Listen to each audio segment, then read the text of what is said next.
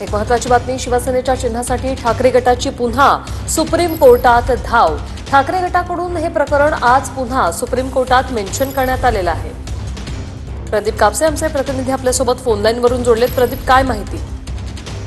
आपण पाहतो की सुप्रीम कोर्टामध्ये शिवसेनेच्या पक्ष आणि चिन्हासंदर्भात गेल्या 2 वर्षांपासून सुनावणी जी आहे ती सुरू आहे। मात्र या सुनावणीमध्ये गेल्या काही महिन्यांपासून खंड पडलेला होता, त्यामुळे ठाकरे गटाच्या वकिलांकडून आज सुप्रीम कोर्टामध्ये हे प्रकरण जे आहे ते मेन्शन करण्यात आलं की स्थानिक स्वराज्य संस्थेच्या निवडणुका ज्या आहेत त्या तोंडावरती आहेत, त्याआधी पक्ष आणि चिन्हाचा निर्णय जो आहे तो सुप्रीम कोर्टाकडून देण्यात यावा। मात्र आज सुप्रीम कोर्टानं ज्यावेळेस हे प्रकरण मेन्शन केलं त्यावेळेस वकिलांना स्पष्टीकरण दिलेलं आहे की ज्या तारखेला हे प्रकरण बोर्डवरती येईल त्यावेळेस सुनावणी होईल।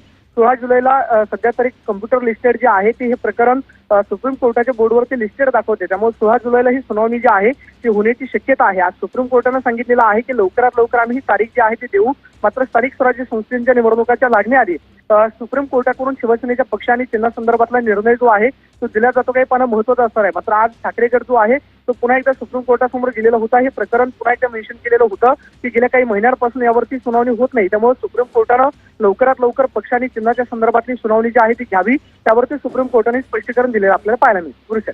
धन्यवाद प्रदीप, तुम्ही दिलेल्या या माहितीसाठी।